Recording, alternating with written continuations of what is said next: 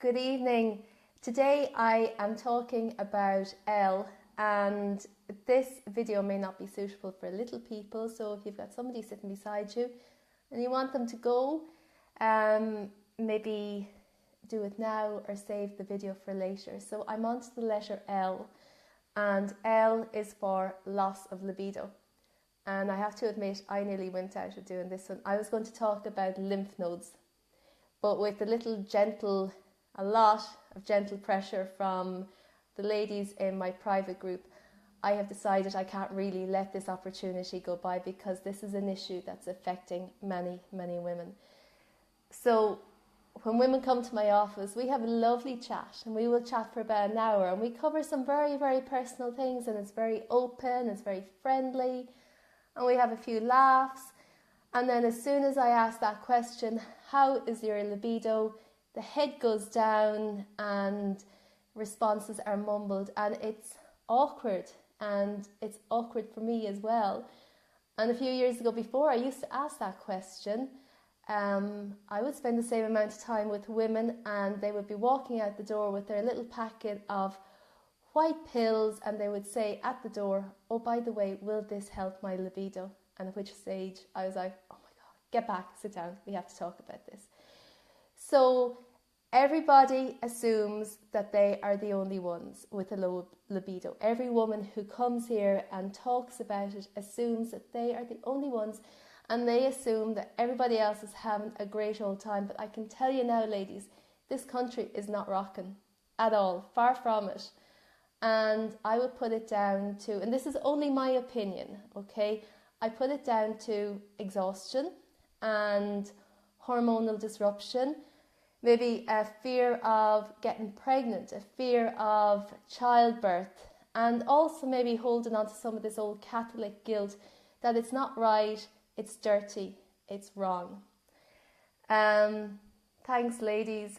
So I've been talking the last few days about how our thoughts affect different parts of our bodies, and how energy flows through our body, and when that energy gets blocked, physical ailments appear. So with a low libido or a loss of libido, energy gets blocked and it stagnates in the pelvis and in the uterine area, and that can result in problems with periods, issues with fibroids, fertility issues, cystitis, things like that. It's blocked energy. It needs to go somewhere, and when it can't, it will produce some physical symptom to tell us that there is a problem there.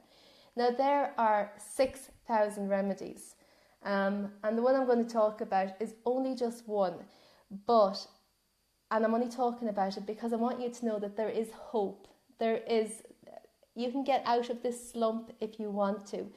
For me, a woman's libido is a great reflection of her general health, and I think it's important that we talk about this. So a woman who has a healthy libido is at ease in herself, in her own body. She's at ease in her relationship. She has reconciled herself with her past, and we know that there is a lot of abuse in this country. So that's a major issue for some women as well. So this is our overall health, ladies. It's not just about getting intimate. This covers everything about us. So the remedy I'm going to talk about is sepia.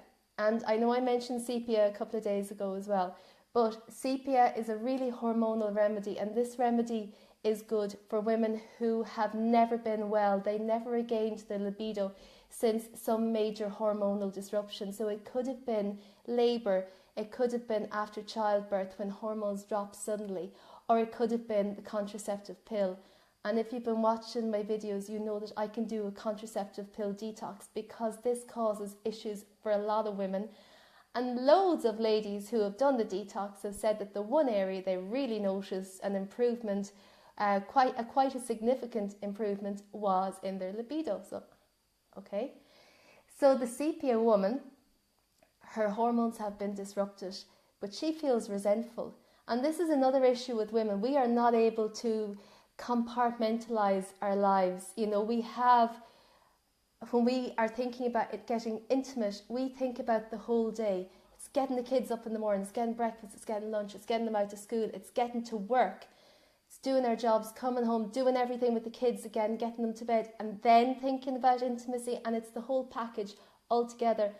And that's very difficult. Men, and I don't mean to generalise, but men are better able to separate that aspect of their lives. So everything is tied up in our intimacy, and for women it's all starting here. How did he talk to me this morning? Did he mean that when he said that earlier? Did she mean it? Whatever. And we hold on to those resentments. So the sepia woman is for sure holding on to her resentments, and she feels angry, frustrated, overwhelmed, exhausted, and she just wants to get away and be by herself. So the last thing she needs or wants is intimacy.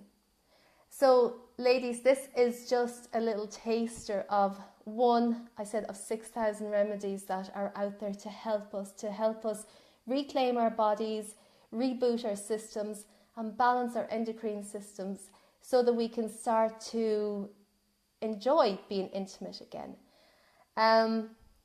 I am back tomorrow with something beginning with LMM, and I hope I don't regret asking for suggestions for this one. Ladies, let me know what you think. What do you want me to talk about tomorrow beginning with M? If anything here resonates with you, get in touch. You can send me a private message through Facebook, or you can get in touch through Gmail, antoinettemcqueenie@gmail.com. Harriet says sepia is a superb remedy indeed for loss of libido. Thanks a million. And there's loads of others, because that one won't suit everybody. So that's me for today. Have a lovely evening. I've given you something to talk about or think about, and I'll be back tomorrow. Bye bye.